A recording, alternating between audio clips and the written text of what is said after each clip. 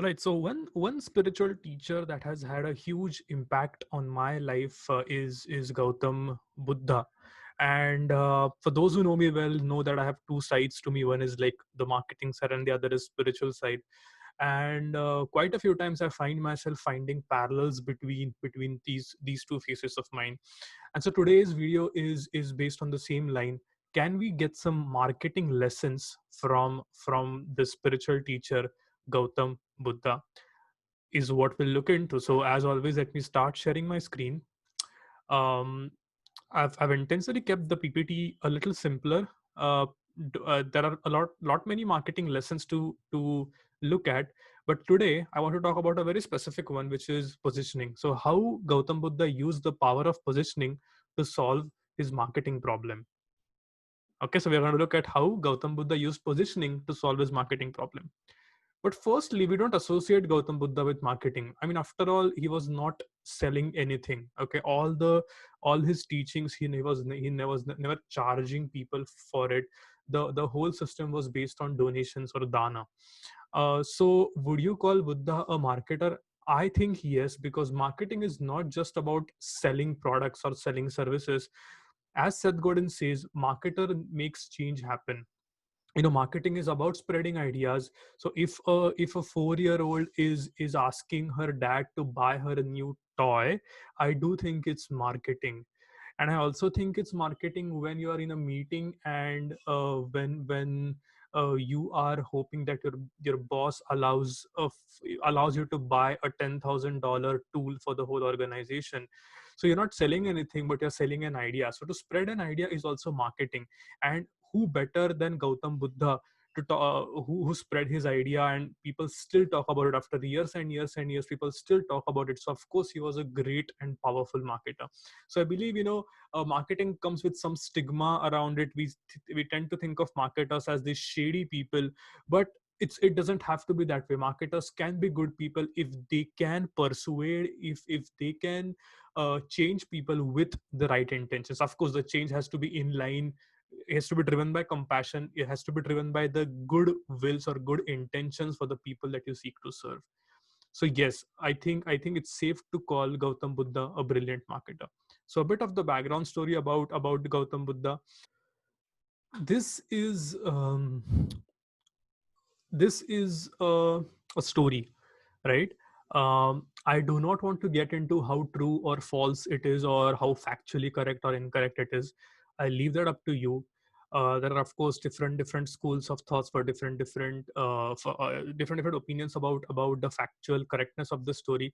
I do not want to get into this, but for the sake of this discussion, I wanted to believe that this actually happened, simply because then we can get more marketing value out of it. That's point number one. Point number two is that this has got nothing to do with any religion as such. Buddha always welcomed people from all the religion, because the human suffering is uniform for all, is what his belief was. So please don't treat this as some kind of a religion. This is purely talking about a spiritual teacher who used a few marketing strategies to spread his idea. Just so let's just stick to that. Okay, so I'll be very, very brief and concise with this background story, because, of course, the story is like huge, but I want to get to the point immediately. So let me just take you through a few steps. So, what is the background story? Gautam Buddha was a prince. He was known as Siddhartha, and he was living a life. He was a prince, so he was, of course, living a life of full of pleasures. His father, the king, protected him from all the unpleasantness around him, and for the longest period of time he was living this life which was extremely driven by pleasures, the typical pleasures that a royal family gets to experience. One fine day he is exposed to this suffering. So I believe he sees an old person who is dying, and then he realizes that, okay, there is suffering in this world. People do die, and this disturbs him. It disturbs him that there are people who are in pain and in sorrow and in suffering, which disturbs him, and he is deeply moved by it. And he wants to find a cure to this suffering. He wants to find an end to this suffering, and so he sets out. He leaves the palace, he leaves his royal life, and he starts on his spiritual journey.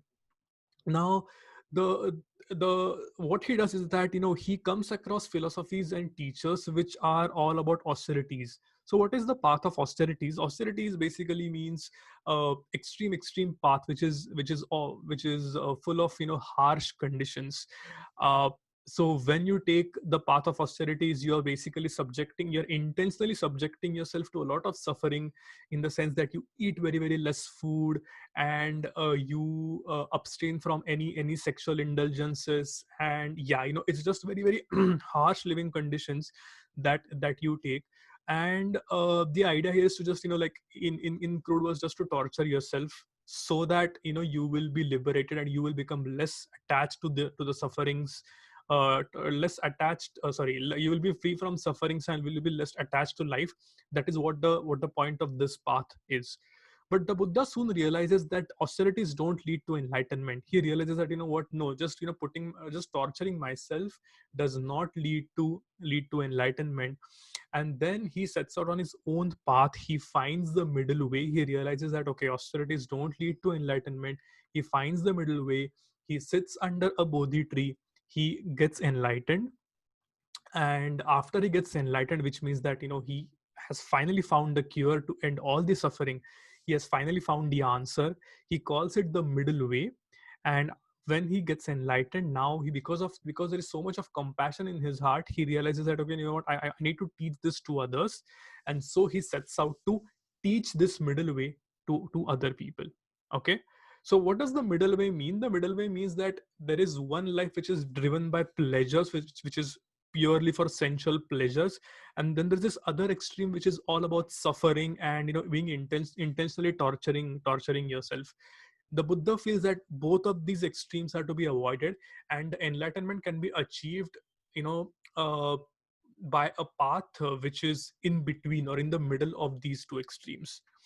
So the Buddha defined the new game. And this is where this is where Andy Raskin, who talks a lot about the old game and the new game in marketing, the old game was austerity, and the new game is the middle way. So the Buddha, please note that the Buddha did not say that, hey, my teachings are 10% better than the way of austerity. And this is what most of the brands do, right? We are 10% cheaper, we are 10% faster, we are 10% more attractive, we are 10% more safer. None of that. Okay, this is a totally new game. So Andy Raskin talks a lot about defining the old game, that the old game was being played in this way, but our brand is about a new game. Our brand is about a totally different game altogether. You can also call it as category creation. So this is a very important point. So I hope this is clear that the Buddha did not say that I am better. He just said that I am different. I am different. So he positioned himself differently. He positioned himself differently. And so, speaking of old game, new game, I've spoken about this before. I've made a video of Pupeka of how they have defined the old game and the new game. A few brands that are doing well is Zora, one-time payment versus subscription economy. Drift also does it well. One copywriter that I came across recently, Nick Usborne, he teaches copywriting to people, but he says that he doesn't teach copywriting which is selfish and which talks at people. Instead, he teaches copywriting which is different, and he calls it conversational copywriting. So again, he's defining a new game. He's creating a new category. He's defining a new position for himself. So Buddha's positioning looks something like this: that for enlightenment seekers who want to have the middle way, I am the only solution. If you want austerities, then of course, I'm not the right guy for you. But if you want to follow the middle way, please come and join me. But this is not the end of the story. There is one more point that I want to cover before I end this video, which is that as he sets out to teach this middle way to people, the Buddha does not go mass market. The Buddha does not go to everyone and say, hey, I am enlightened, come and join me. No, he goes and finds the first 5 people. And Seth Godin talks a lot about this, that find the first 10 people. If your idea can change them, if your idea can change these 10 people, then there is a potential in this idea, and then you can scale from 10 to 20 to 100 to 1,000. So Buddha did not go and which most of the brands do, right? They have their messaging for everyone. No, he was extremely specific about his very very small audience. And he basically when he was practicing the path of austerity, he was practicing with a group of people, a group of 5 friends. and they were already looking to get enlightened. And so Buddha realized that, okay, these guys are the ones who would readily accept, because they're already on the path of where I want to go. Rather than convincing someone that, hey, you should get enlightened, why not work with someone who already wants to get enlightened? And why not teach them? Why? Because they are much more receptive. They are much more receptive to the teaching. This is where empathy plays a key role. You're not asking people to change their behavior. You're asking people, oh, that, okay, hey, you know what, you want to go there, I know how to get there, I'll help you. So this is what is known as this this Rogers curve of adoption, right? So innovators, Gautam Buddha found innovators for his middle way. He did not go early majority and late majority like most of the mass market brands do. He went ahead with a story. He went ahead with empathy. He figured out the smallest audience that he can work with for the initial days, and if it works on them, then he can teach more people. And that's how it began. A thing which began with 5 people later became 500, 5,000, 50,000, and it's still being it's still impacting people. But it started with 5 people, guys. 5 people. So the takeaway is simple, guys. The takeaway is simple: define your new game, position yourself well. That's the first takeaway. The second is find the early adopters, uh, or innovators. So don't go mass market. Have a point of view. Don't go mass market. Focus on the smallest audience that you can work with, and then build on that, and then build on that, and then build on that. I got inspired partly by a blog article by Mark McGuinness. I hope I'm saying it right. There are a couple of more videos to follow on this, but this a part of this video was inspired from him, so I want to give him the due credits. And I hope this you find this useful. Like always, open to feedback.